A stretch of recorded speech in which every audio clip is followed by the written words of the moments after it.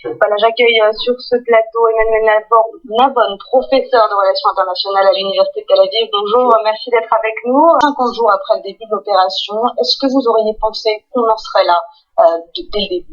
Je pense que personne n'avait prévu une opération aussi longue. Elle est bien entendu beaucoup plus longue que les deux précédentes opérations militaires que Israël a dû mener à Gaza depuis son retrait de 2005, beaucoup plus longue que l'opération Plomb durci de 2008-2009, beaucoup plus longue que l'opération de l'opération pilier de défense en 2012, fin 2012, et surtout, je pense que ONSA a la portée des missiles détenus par le Hamas, à l'étendue de ces tunnels souterrains d'agression qui ont été construits par le Hamas, et surtout la question de la stratégie.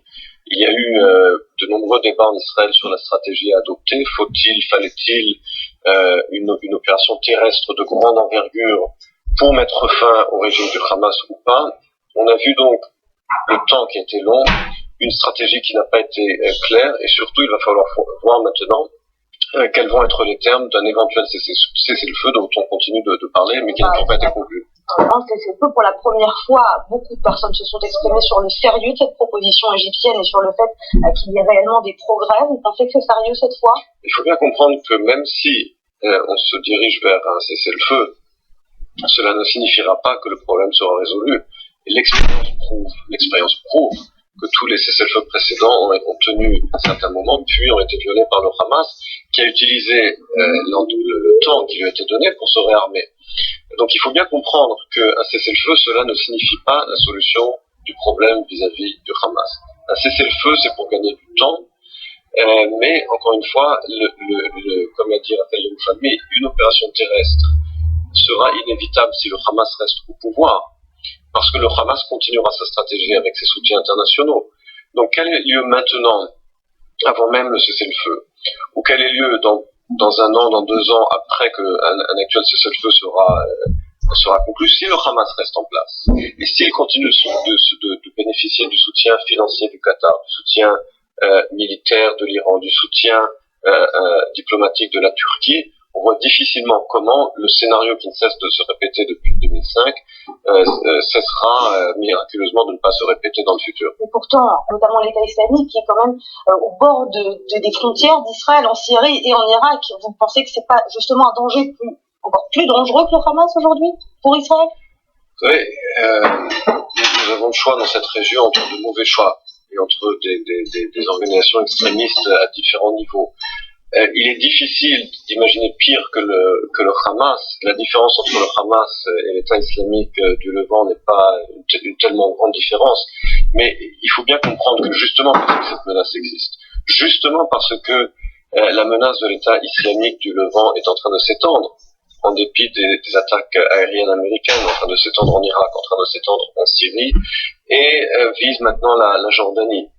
L'idée même, justement, comme le propose maintenant Mahmoud Abbas qui va aller à l'ONU, d'un retrait israélien unilatéral de Judée-Samarie qui répéterait le scénario de 2005, ce serait créer un vide dans lequel rentreraient les forces de l'État islamique. Donc c'est une aberration. Je veux dire par là que justement parce qu'il y a cette menace du Hamas, des forces de l'État islamique, c'est à Israël de rester vigilant et de ne pas créer les conditions dans lesquelles ces forces extrémistes pourraient se rapprocher de la population israélienne aux alentours de Tel Aviv. Je vous rappelle qu'il y a une distance de 15 km entre la ligne verte et le centre de population de Tel Aviv et du nord de Tel Aviv. Aujourd'hui, beaucoup de critiques vont à l'encontre du Premier ministre Benjamin Netanyahou qui n'a pas su, en tout cas selon certaines voix, prendre des décisions au bon moment. Qu'est-ce que vous répondez à ces critiques? D'abord, je pense qu'il ne faut pas exagérer avec ces critiques. Comme vous le savez, je me suis fixé comme principe pendant la guerre de ne pas critiquer directement le Premier ministre.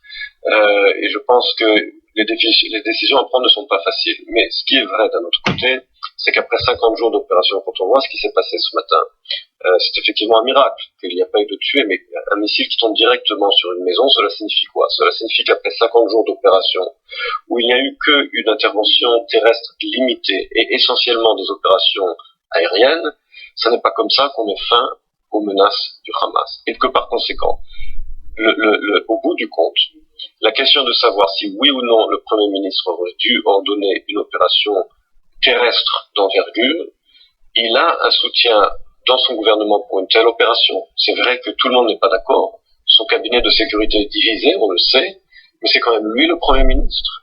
Et il est possible que le fait qu'une opération terrestre d'envergure n'ait pas été décidée ait été une erreur. En tout cas, c'est la critique qui commence à se faire entendre, et je crois qu'après 50 jours où on a encore ce genre d'attaque sur une zone civile israélienne avec une catastrophe qui a été évitée par miracle, c'est une affirmation vis-à-vis du Premier ministre qui va commencer à se faire entendre de plus en plus fort, je pense. 10% de soutien à Netanyahou aujourd'hui contre 82% au début de l'opération.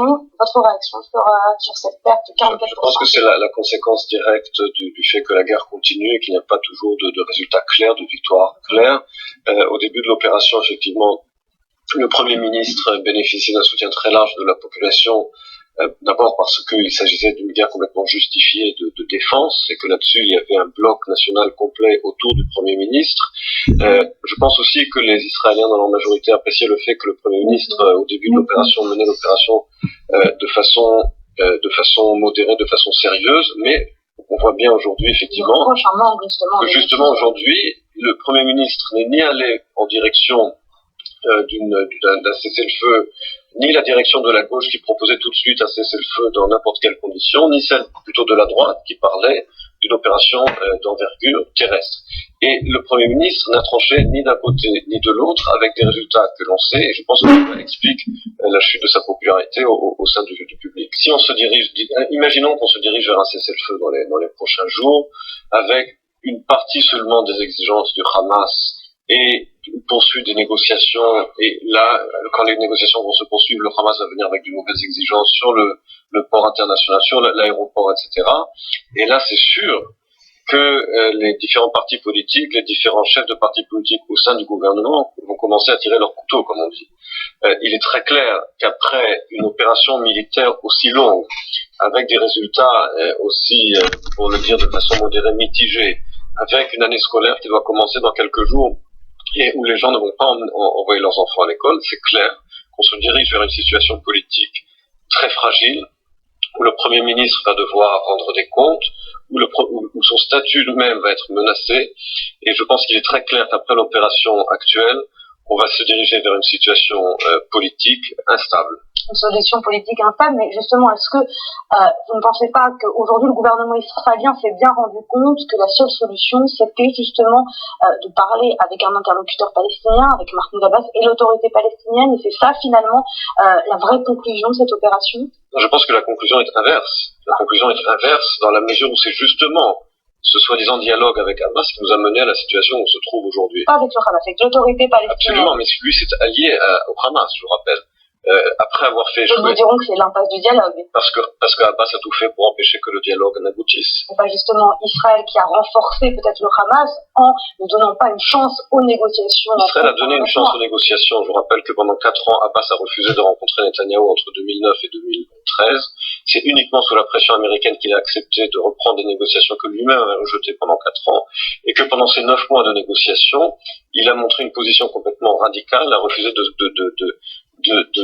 d'avoir une conversation sérieuse sur les sujets de fond, a tenu des positions extrêmement intransigeantes sur la question des réfugiés, sur la reconnaissance d'Israël comme État-nation du peuple juif, et a uniquement utilisé ces négociations comme prétexte pour libérer des terroristes. Une fois qu'ils ont été libérés, il a mis fin aux négociations et a signé un accord avec le Hamas. Donc c'est justement ces négociations qui nous ont mené à la situation où on se trouve aujourd'hui.